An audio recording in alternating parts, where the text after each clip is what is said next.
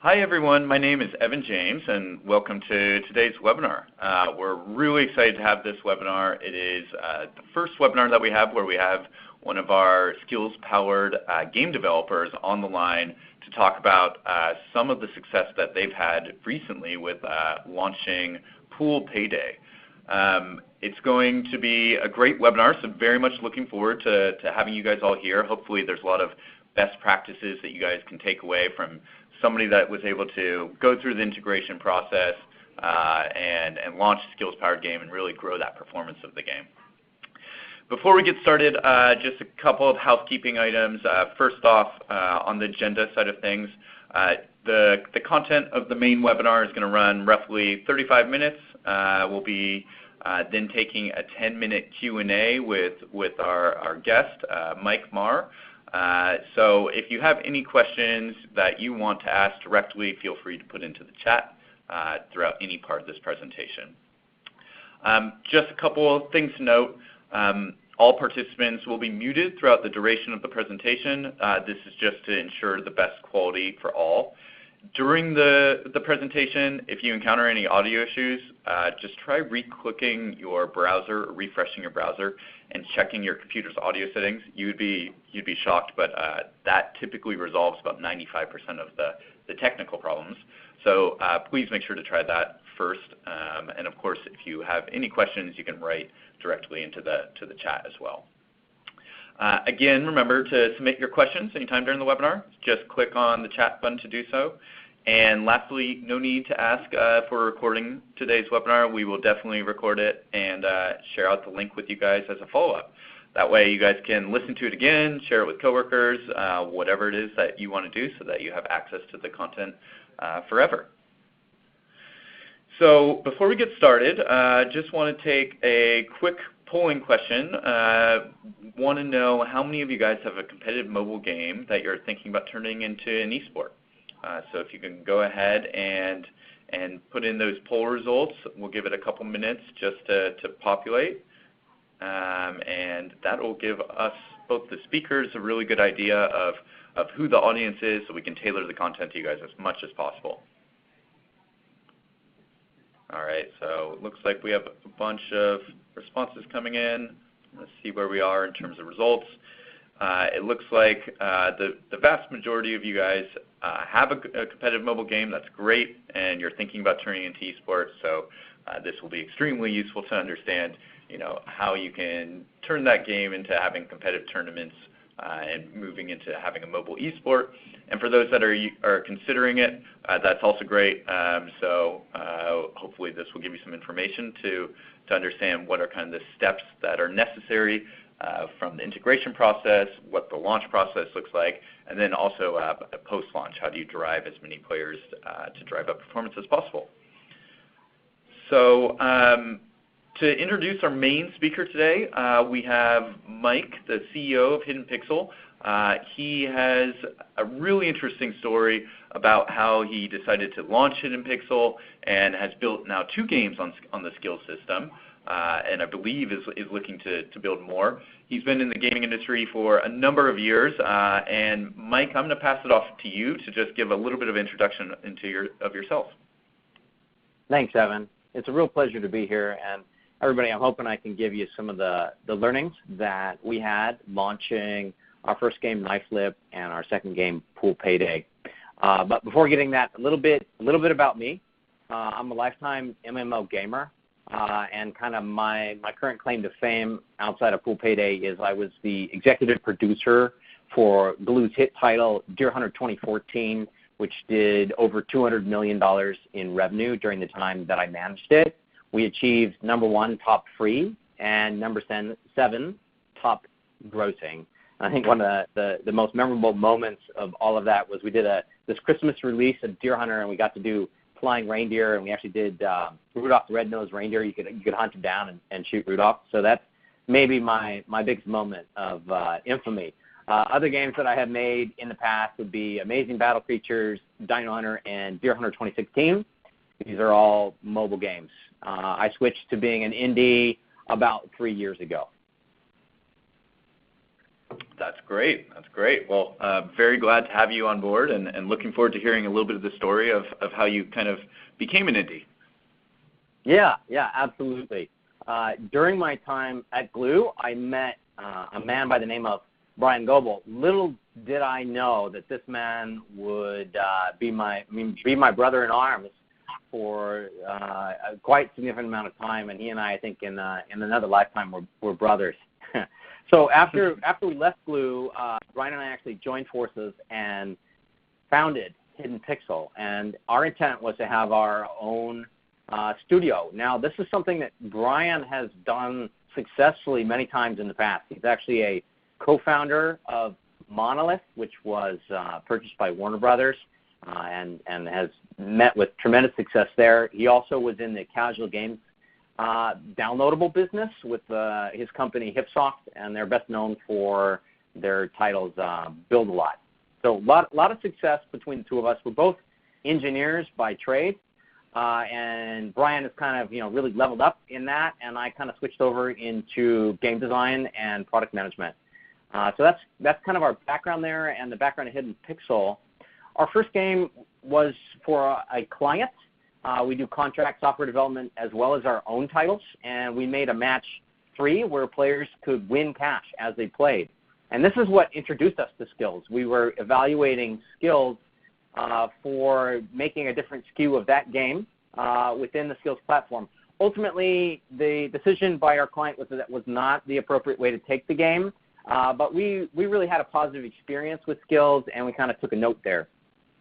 So I'd say it was about 6 months later where Brian and I decided that we wanted to actually make games for Skillz. And some of the things that really attracted us to that was the purity of what we were going to be able to accomplish. As an indie, it allowed us to focus on just the core game mechanic and rely on Skillz for handling the monetization and the metagame components of our products, so that we could just focus on really the core game and kind of a pure game design portion of the game development process. And then so we started debating on what games we were going to launch, and our first game was, thanks for advancing the slide there, Evan, was Knife Flip.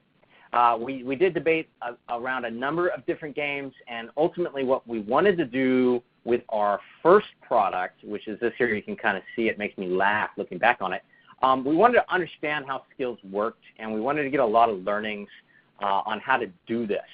And so we kind of really decided to cut our teeth quickly with the game Knife Flip. And it's kind of an interesting process that we used. We evaluated a number of different games, and then we develop in Unity, and we take heavy advantage of the Unity asset store. We actually wound up finding a Knife Flip product that we liked that you can just kind of buy off the shelf for $10, and then we customized that, and we built it inside the Skillz framework. And a lot of what we were doing is building out our tech. We already had this vision that we were going to build multiple Skillz games. So this was going to be our first one. It was going to be fast, and it was going to be built in a way that allowed us to easily create additional Skillz titles. And how long did it? How long did it actually take from deciding, we're gonna build out this game to actually getting something that was kind of an MVP? Yeah, it didn't take very long. We were able to build Knife Flip in about 3 weeks, and we kind of teamed up. Brian handled the Skillz integration part and some of the core gameplay, but I was focused more on the visuals and the gameplay mechanics. So it was about 3 to 4 weeks, start to finish, for Knife Flip. Cool. Well, I've played it myself, and I definitely enjoyed the experience. It's a very straightforward game. One of the things that I liked is, when I picked it up, I knew exactly what to do. But then it kept me retained because I could see my skills getting better over time, which is definitely something that we're always looking for, kind of those games that are easy to pick up but more difficult to master. So I really enjoyed that experience. Good. I'm glad to hear that. I think one of the, we're going to get into this on the next slide here with the key learnings of Knife Flip, but really focusing on day 30, retention and games that are easy to understand and difficult to master, although that you hear that phrase a lot. It is a key part of our process now when we evaluate Skillz games. So what happened was we ended up launching KnifeFlip, and we paid for user acquisition and drove about 1,000 users through the game. And Brian and I were then kind of deciding what we were going to do next, and this is when we got the Skillz newsletter announcing Indie Ignite Season 1. And this is when Brian and I kind of decided that we were gonna go for broke. We were gonna win this contest. And so the first step in that, honestly, was applying our learnings from KnifeFlip and figuring out how we were going to make our next game. And what the metrics of KnifeFlip revealed to us was that we were able to buy users inexpensively, which was our strategy, and we got a pretty good number of organic downloads. But the game itself was too hyper-casual. So it was really interesting for, depends on the particular user. Evan, it sounds like you enjoyed it a little bit longer, but it dies off at around day 2 or 3. And we just don't get the retention that we're looking for out of the product. And with talking with some folks at Skillz, we realized that we needed to focus on something that was a little more strategic, less twitch, and had a really solid mechanic that would stand up for day 30, day 60. So it's like, okay, we've got that piece of it. What are we going to do? How are we going to choose our next game? And I can tell you we spent a lot of time on this. And what we ended up doing is building a set of criteria for our game. So we've already talked about the day 30 piece. That was key to us. We also wanted a game that people inherently understood right out of the gate to ease the tutorialing, because there's already a lot to digest when you're trying to, players coming in and they're creating a Skillz account, and then they're choosing how they're going to play, and then they're choosing if they're going to play for Z's or they're going to play for cash. So that was a big piece for us. And then the other part of our criteria as an indie, we're engineers, and you really don't want us to draw anything. So we wanted something that was going to keep our art costs low. And then for us, and this may, it looks like from the poll, a number of you already have games that you're looking to move to Skillz, which would be a little bit different. But we needed to create this thing for Indie Ignite pretty quickly. So we knew we needed to build a game in 4 to 6 weeks. And going back to it, we really wanted the strategy component more than a twitch component for our game. And I think if you go look at a lot of the games on Skillz that are doing really well, the Cubes of the world, or the Solitaire Cubes, or even the bowling game has some intricacies there that take a while to learn and allow users to really understand, if I invest into this game, I will see gains, and that will allow me to win cash. So we looked at a number of different. Sorry, Evan? That totally makes sense. But I just was wondering a little bit of when you were kind of thinking of this game, you mentioned that, or you have on the slide, that you were really looking to play to your strengths. Could you just expand on that a little bit? What were you kind of going through when you were thinking about that from a development standpoint? Yeah, absolutely. So going back to that, Brian and I are engineers and game designers. So that we knew we could do pretty well with the game design component, and that the engineering piece of this was not going to be a big challenge. We knew that this was a night and weekend project for us, as we have contract development we do during the day. So we had something that we could do pretty quick. So our process looked like it needed to have low art costs. It needed to have a really compelling strategic component to hit that day 30 retention that we were looking for. We knew we wanted a large addressable market. I'm sure many of you experience, the fallacy is that you build the game and they will come. That's not entirely true. You're going to need to put some marketing into your product, and we'll talk about that more later. And so we didn't want anything that was too niche or it wasn't going to be interesting to a large number of people. So we explored a number of different genres. We made this big spreadsheet, and we had word games and puzzle games and sports and runners. We just looked at everything. And we also looked at what was working in the market in general, and then we looked at what was already on Skillz, and then we said, we're not going to go make a solitaire game. We don't want to compete in that space on Skillz because that's not a good choice for us. And then what actually wound up how we came to Pool Payday is a funny story, because basically what I was doing is every morning I was going to a coffee shop and loading up on caffeine and then ideating like crazy. And this one day I got this idea that I was going to I was just going to start looking for all the top 10 competitive games. And so I just started web searching for that. I was looking at all these different games that people liked, and a couple different games popped up that were interesting. One was like darts. We were like, okay, darts could be kind of interesting. And then we saw we saw a couple of pool games that were doing really well. And Brian and I actually back in our Glue days had really liked 8-ball pool by Miniclip. So we knew this was a popular genre with a lot of people in it. And we realized, hey, this is something that we can do. And then the key thing for us was, okay, inside that space, we don't want to have a game that's synchronous because that's going to require too many users in the game at once to really thrive. So what could we do to make a single-player pool game? And that's when we came up with the idea for Pool Payday. That's an excellent story. Well, definitely looking forward to hearing a little bit more about Pool Payday. I've checked this game out, and I'm a big pool player offline, so I've always enjoyed kind of the digital versions of the games as well. And this has been something that's been a huge success in our system. So really looking to hear the story around that. Yeah, absolutely. And Evan, it looks like I'm having a little bit of internet connectivity issues. Could you advance the slide to Pool Payday for me? We're on it right now, so you're good. Okay, you're great. locked and ready to go. Terrific. So the major conceit of Pool Payday and the innovation that or twist, if you will, that we put on Pool is that this is a single-player pool game. If you look at the picture here, you can see there's multipliers in each corner. So what you're doing is playing for score, and the score you get is the face value of the ball times the multiplier of the pocket that you put it into. So easiest math here is if I take the 10 ball and I pocket it into the 10x, which is the best multiplier on the board, I'm going to score 100 points. Every time I pocket a ball, all the multipliers rotate one to the right. This is a key piece of how the game keeps players retained at day 30 because you've got to be planning 2 or 3 shots ahead because you always want to be pocketing balls into those high multiplier pockets.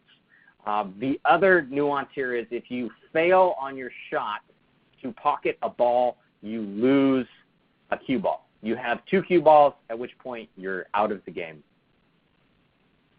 Games take about 2 minutes to finish, and they use all the classic, there's the breaking, there's the regular pool mechanic about how hard you hit the ball, and you can put English on the ball as well, which is another one of our key day 30 mechanics. We've really spent some time trying to get English to be interesting in the game because you need that to really help you position the ball appropriately for your next shot. Absolutely makes sense. And you said, you came to the 2 minutes. Was there any sort of decision-making process for how long the game would be? Yeah, and this is actually, we'll skip ahead a little bit here on one of the game iterations. Big shout out to Nathan over at Skillz who helped us with this. Initially, we set it up for a 3-minute game. Seconds at when the game was finished counted towards your points. One of the key learnings we had for adopting the game for Skillz is that you want to make the matches faster than you might think. And the reason for this, there's a couple. It's engagement. It's how you get the core loop nice and tight. But also from a raw business perspective, you want to be churning through games because that's when you make your money. So you want to give the user their fill, you want to leave them wanting more, and you want to churn through those games pretty quickly. So we spent a lot of time with Pool Payday after we initially got it out, figuring out what the right timing was, how many balls we wanted on the table, how with some of the pocket transitions we could make those faster. And so we spent a lot of time, it was initially 10 balls and 3 minutes, and you could fail the pocket 3 times. We've moved that down to 8 balls, 2 minutes, and you can fail twice. And we've seen some really marked improvements in our metrics having done so, both from a retention perspective as well as an engagement perspective, which gets into some of the core KPIs we look at. One of the big ones that we didn't understand prior to this, but we now focus on quite a bit, is the number of games played per day per Z player and per pro player. Absolutely. Those are key metrics that we're kind of always looking at when evaluating Skillz games as well. We want to know generally, what are the amount of players that are participating both for cash and for Z. Both are, kind of key indicators for future success of a game. So glad to hear that you're looking at those metrics as well. Yeah, definitely. And some of that I honestly was taught by you guys. I think that's another learning we had, which is that the way you think about a Skillz game compared to a non-Skillz game can be a little different. You're really looking to get people to play their first couple games and then quickly move them into depositing and moving forward inside the ecosystem. That makes sense. And was that just kind of explained from people at Skillz, or was there also some sort of process of learning which metrics to look at and how to focus on making the game iterations that are going to deploy those metrics? So making sure that the gameplay is quick, making sure that you are retaining users over time and hitting that D30 mark, and also getting players to move from sort of virtual currency games to cash games. Was there anything that you kind of learned from either our end, or anything that you picked up, just tips and tricks of kind of looking at the metrics over time? That's a great question. The way I like to think about this is we were kind of told up front, and that's kind of like when you have the knowledge and you've just kind of consumed it, but you haven't actually lived it yet. So we kind of had it on an intellectual level, but really when we began to understand it is when we were living it. So it's been an interesting mix of hard knocks, and then we're basically ready for the knowledge that we've been able to acquire with Skillz, and a lot of that happened after the contest when we got the honorable mention and we started partnering more closely with Skillz. That's when our knowledge base really started to accelerate. I can say that this idea of quick turnaround on games came completely out of left field. We were not expecting that at all. And it was kind of like the light. It was like, hallelujah. Yes, you're totally right, Nathan. That makes sense. So it's been a mix. Okay. Well, glad to hear there was a hallelujah moment. Great. And in terms of, kind of some of the promotion that you did around Payday, I know many indie game developers, this is a key thing, whether it's a Skillz game or just a normal mobile game, how do you get users to your game? What were kind of some of the channels that you were using, and how did you go about, driving as many new players into the game as possible? Yeah. We're still learning on this one, but I will share some of the things that worked, and I'm also share the things that have not worked. And kind of for a framework on this, we had set out to win the Indie Ignite contest, which means that we needed to get the game live, and we needed to collect metrics for our players. And from our perspective, we also wanted that to mean that we was a cash-enabled game and that we had cash-enabled players in the game. So our strategy and the way we thought about this was we wanted to take our users on a journey. We knew we were going to run ads. So from the very moment they interacted with the ad to then landing on our App Store description to the installation and the playing of their first game, we really wanted that to be a great journey for the users that also articulated what they were going to get and how it was different from what they might otherwise be installing or playing.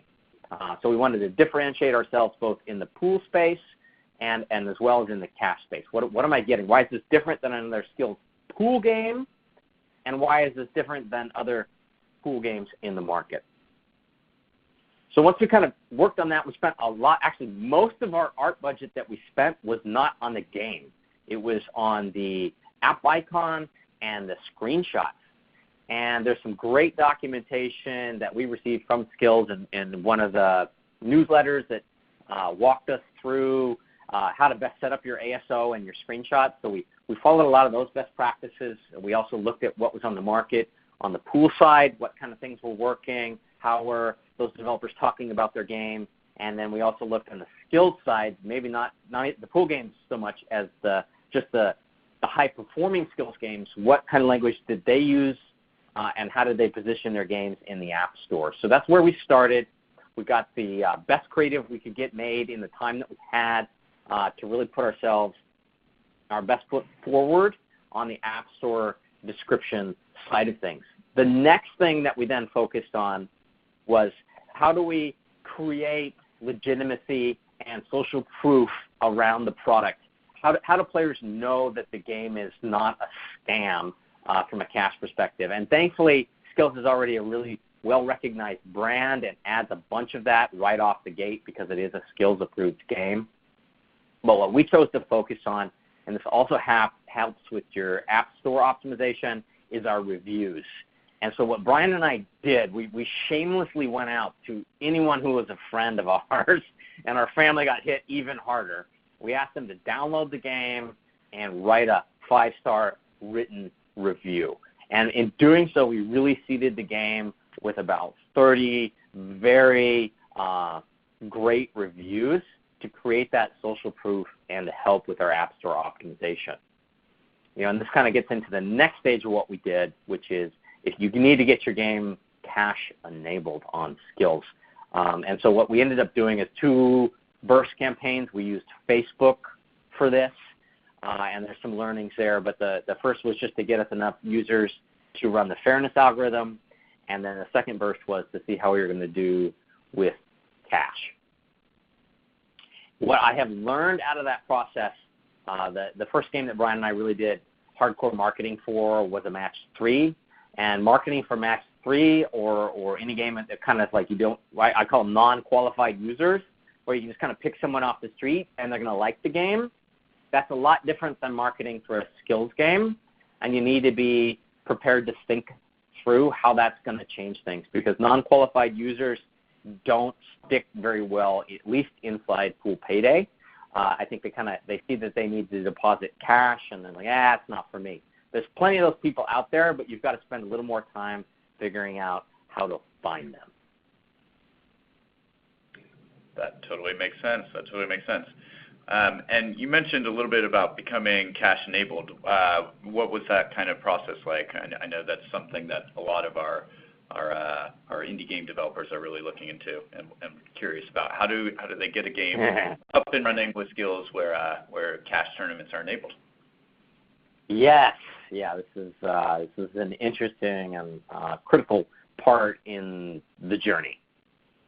So what you need to do, just the core requirements to get cash enabled, is you need 1,000 matches played by your players, and then you need to let the fairness algorithm run on that and make sure that the game is fair and that it is skill-based.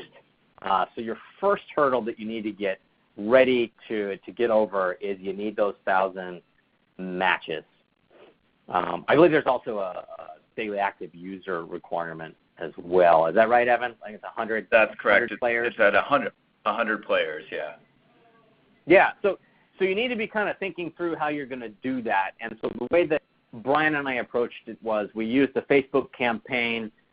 We needed a burst because we wanted these matches done. We wanted to be cash enabled ASAP for the contest. So we bursted enough users in there, and then we maintained it with a daily Facebook spend to keep new users coming. To make sure we got our 1,000 matches, and to make sure that we kept it 100 DAO. As soon as we're like Brian's checking these things every hour, using our own back-end analytics to understand how our matches were doing. And as soon as we had enough matches, we cut our spend. And I recommend you guys, anyone out there planning to do this, do something similar, unless you've got a large bankroll, because what you want to do is just wait now for the cash enabled. So any users you acquire during this period of time, you can't monetize. So keep that in mind. And for this, I really do recommend the non-qualified user approach. It works well. We've got installs, I think, for about 60 cents an install during this period of time. Then once you got all that put together, you can go to Skillz and say, hey, we've got everything. Let's get cash enabled. This was a big surprise how this process worked for Brian and I, because we thought really, it's easy. You just email Skillz and they'll flip the switch and away we go into the land of money. It's a little more complicated than you might initially expect, and that totally makes sense when you think about it. What we learned, and Skillz is really helpful with this, is that they run the algorithm about once a week, and it takes a little while for the the data to bake, and then get approved. So if you're budgeting and planning for this, I would say plan for about a week after you've got your 1,000 matches. That sound right, Evan? I missed anything there?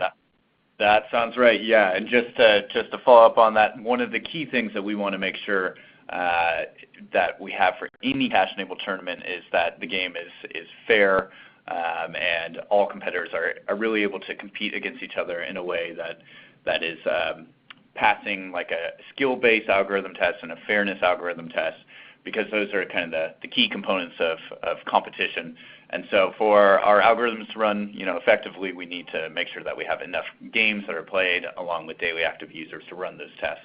So we would love to cash enable all games, but as we're really focused on sort of skill-based gaming that is free and or fair for all players, is just one of the reasons why we have this cash enablement process.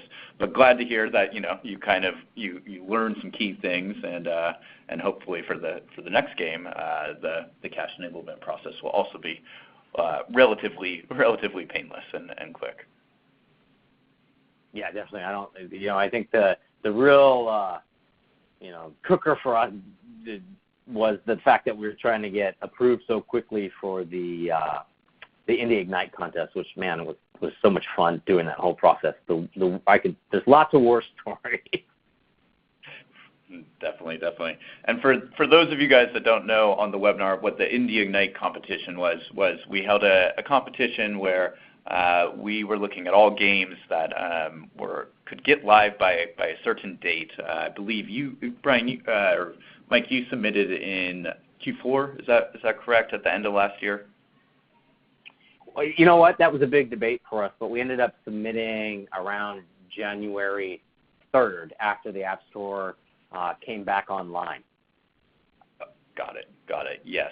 And so, yeah, we were looking at getting as many games live. We were checking kind of the performance metrics of those games, and then we awarded a grand prize winner $50,000 in a combination of UA spend and game launch optimization services to ensure that we could help grow an indie game, because it's one of the key things that I'm always focused on is how can we empower our game developers.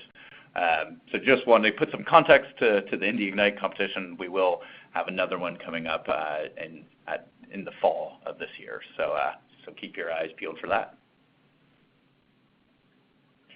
Great. So after you kind of became cash enabled and you were moving on to sort of the post-launch stage, would love to hear a little bit about kind of KPIs that you were monitoring and anything that you kind of were making in terms of game iterations and how you were receiving feedback and improving on the game. Yeah, absolutely. So we launched with cash near the end of January. I shoved a ton of users into the game to get some initial metrics, and then we just kind of let that data bake, and we started looking at how our users were performing inside the game. And there's actually a key piece of tech that we ended up instrumenting here. We love the Skillz dashboard, but it doesn't always give you everything that you might want. And so Brian had this terrific idea that we could detect when a cash game was being played, and we hooked up that to our own analytics so that we have a general idea of when a user, well, not a general, we have a specific metric for when our users convert to depositing, and we have a general idea of how much money they're spending and how many games they're playing for cash and for Z's. Now, there is some nuances to that if you go down that road to keep in mind, which is that there's some free money that goes with the sales and the promotions inside Skillz. So you don't get it's a little harder to track revenue directly, but this really helps us understand things. And the biggest metric that Brian and I look at is lifetime value of our customers. And lifetime value is a function of your retention and users spend.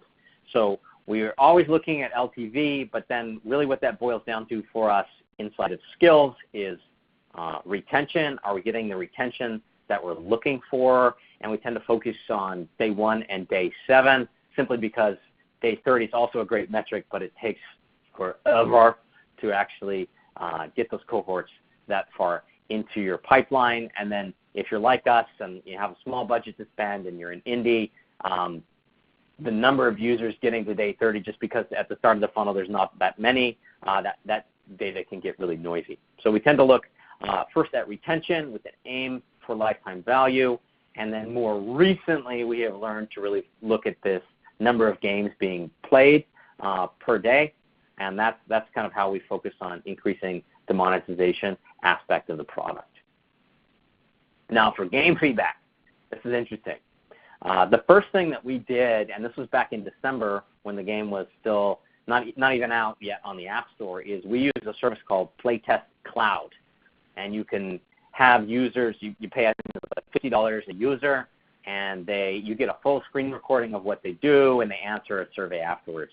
So we ran, I think it was between 10 and 15 players through our game, and we watched recordings of what they were doing and then updated the product in accordance with that. That's a lot of how we got the tutorial that we have, and it's how we found out that we had some really egregious control issues, which Brian and I just had become desensitized to from working on the product every day, and we were able to identify those and fix them. So I definitely encourage all of you to think about using Playtest Cloud.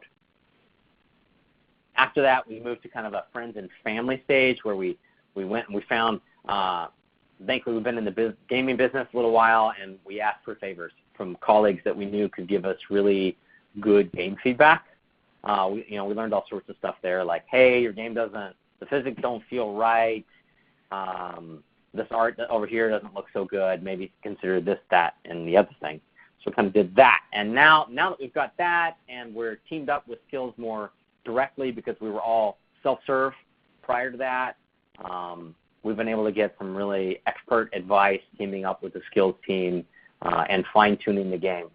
Things we learned to do there was skin the game inside the Skillz dashboard to look more like a native and integrated experience. That certainly went some distance for us. And I think one of the learnings that Brian and I have had, and something we're going to be actually doing to pool Payday in the future, is you can change your colors and a couple things inside the Skillz dashboard, but if you have the privilege of doing it, what you can actually do is take your core game and make your core game look more like Skillz. And if you go look at games like Solitaire Cube, you'll notice that Tether has done that. And so I'm thinking that way you can get a much more integrated looking game and experience for your players.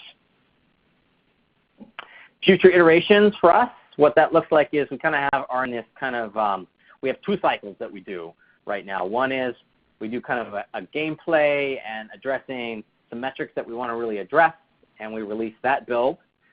We try to do a build every 4 weeks is our ideal cadence. And then we kind of let that data bake, and while we're letting that data bake, what we'll do is we'll go back and we do more of a visual and audio polish pass. And so then we kind of do those two things in sync. So once we're wrapping up the visual and audio pass, our data is kind of baked, we're able to analyze that, and then we embark on another 4-week adventure of working to address our metrics. And so we kind of flip-flop back and forth. That makes sense. It sounds like a great venture. Cool. And then so that's extremely useful for understanding some of the post-launch measurement that you were looking at. I know you've talked a little bit about player acquisition, but again, this is one of the key topics we've really seen from game developers. And given the fact that both you and Brian have more of the product and engineering background, how did you go about kind of approaching some of the player acquisition side of things? Yes. Now, thankfully, for the client that we made the match 3 for, I have managed that marketing, and so I had more knowledge there than I might have had, which was very helpful for thinking through what we're going to do for user acquisition. I think the big thing you need to, and hopefully everyone in the crowd already understands this, but users are not going to just find your game, so definitely don't plan for that. And I think the next thing you need to do is really have some instrumentation to understand how your users are performing in the game. The best tool I've found for that is Facebook Analytics. They'll actually give you a lifetime value metric. They have some install attribution that you can use. And what I mean by that is if the users are coming from Google, or they're coming from searching in the store, or they're coming from Facebook, it'll attribute that so that you can kind of understand where your users are coming from, because it will behave differently based on where you're advertising. Now, my experience is you can get your cheapest users and usually your best users right on Facebook. I've used Google as well, and I've also used Apple search ads. Especially for getting cache enabled, I recommend you just use Facebook. You just target everyone in the world or in the United States if you want. And they've got a nice way of just using some stock photography, so you don't have to invest a lot there. That's a lot of what we did. I also went and bought a couple pieces of art off Adobe stock that were kind of pool themed, and I put our pool Payday logo on there, and I ran kind of a mix of 6 different ads, which performed well for us for what we needed to do. What I've learned since then is that, unfortunately, at our budget level, which is we spend about $40 a day on user acquisition now and kind of our sustained marketing. At that low level, I can't really go and find. What I'd like to do is find the people who are depositing into the product and then advertise to find more of those people. Unfortunately, at low volume, that's pretty challenging to do, or I found it to be impossible. And so Brian and I have shifted our strategy in the short term, and we're now using Apple search ads. The big change there that we decided to do, I was not liking by non-qualified, I mean I'm just targeting everyone and their mom to install the game. That traffic's not great, and it can make you feel that your game is not as good as it actually is, because some of those people are just going to bounce off your product. That's going to affect your retention and your monetization. What we did is I actually went back and changed the entire app description. It's very clear right now. I think it says like 8-ball pool for cash. And it's very literal, and it's very explanatory on what the product is. And I'm finding that the users that are finding the game organically are better. And so if you use Apple search ads, you can actually work to increase your rankings in the App Store, which is where the majority of our focus goes now. Now, there's a product called appfollow.io, which is a terrific product for tracking keywords and doing that for free. You can also get a lot of good content on App Store optimization and how to think through that by a company and a buddy of mine. His name is Steve Young, and his company is App Masters.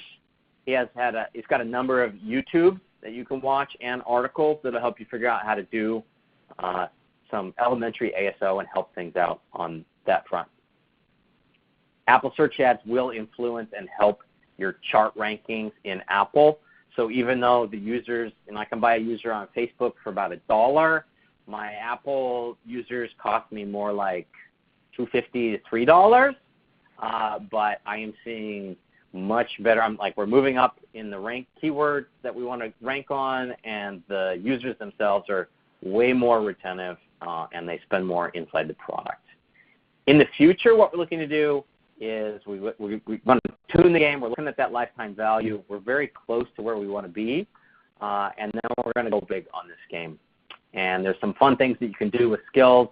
So once you're at that point, it's an interesting conversation to team up and figure out how to do user acquisition with Skillz and go big. And there's a couple different ways you can discuss with them on how to do that.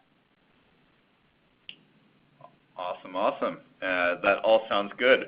Well, I definitely want to make sure that we have some time for questions, so I'm just going to quickly give an overview of Skillz for anybody that's kind of a beginning user, and then we'll jump into Q&A with Mike here. But just for everybody out there, a little bit, I think you probably at this point know mainly what the Skillz kind of value proposition is and how we create multiplayer competitive tournaments for games. We have a ton of different features that help drive retention, help drive engagement, and allow for competitions to be held in head-to-head and bracketed tournaments. We have lots of great sort of loyalty features around sort of tickets that can be redeemed in a ticket store. There are leaderboards that are especially great for driving some whale engagement with your app so that you are getting many of your most dedicated players to enter into competitions multiple times a day. It's a social platform, so We have social features built into the SDK. Players can chat with other players.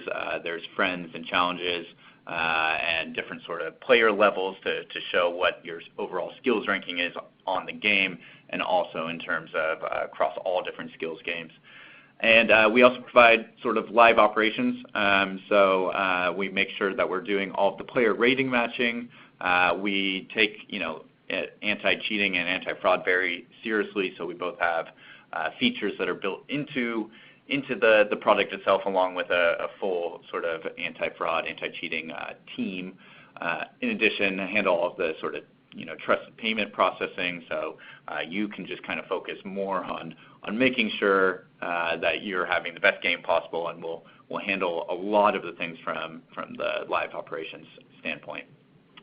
So we're going to jump into Q&A, but just before that, want to do one more quick polling question.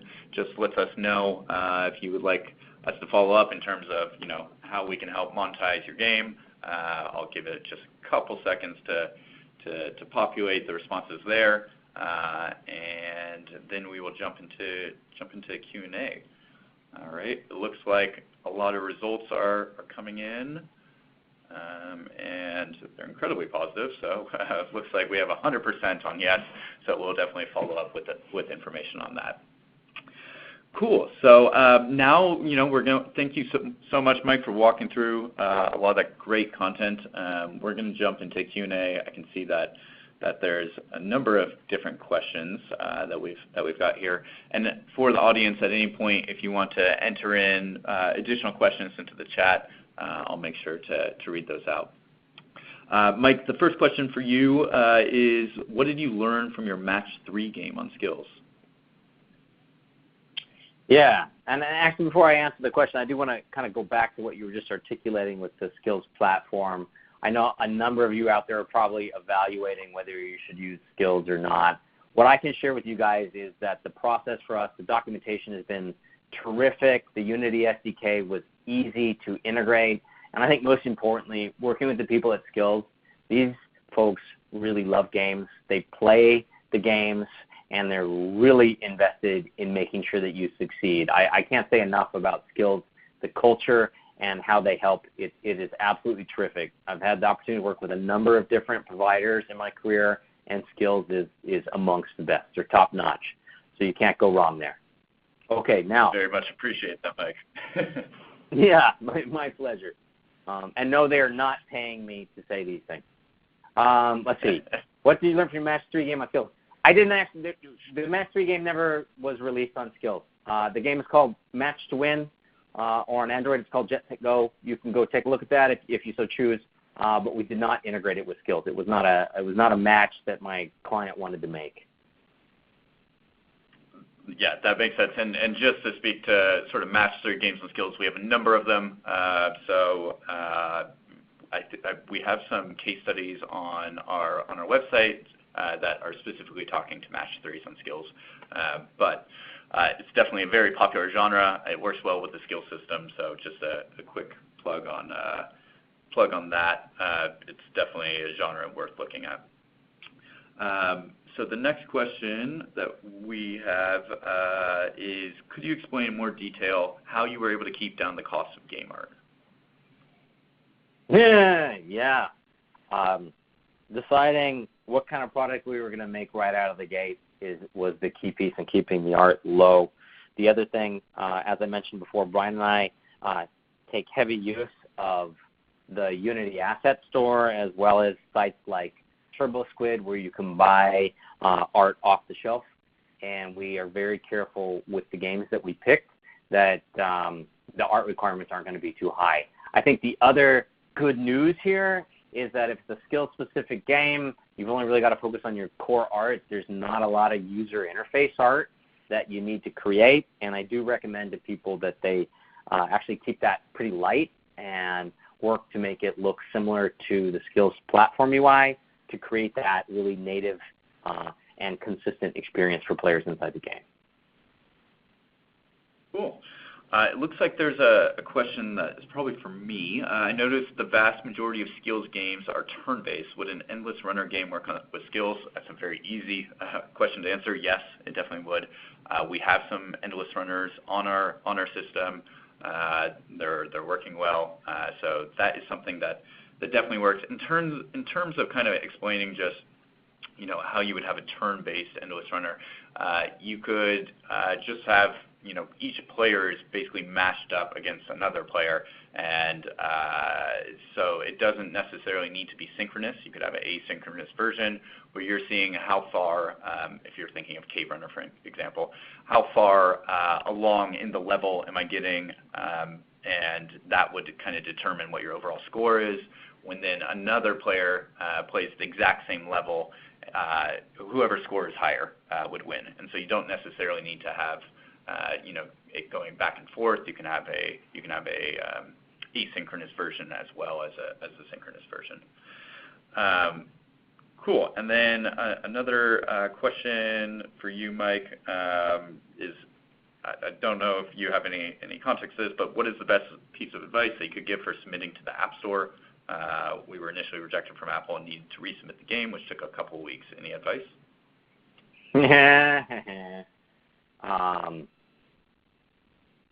For a skill-specific game, yeah, I have some advice. There's frequently asked questions section inside the Skillz documentation, and they've got a blurb in there to include in your App Store resolution center.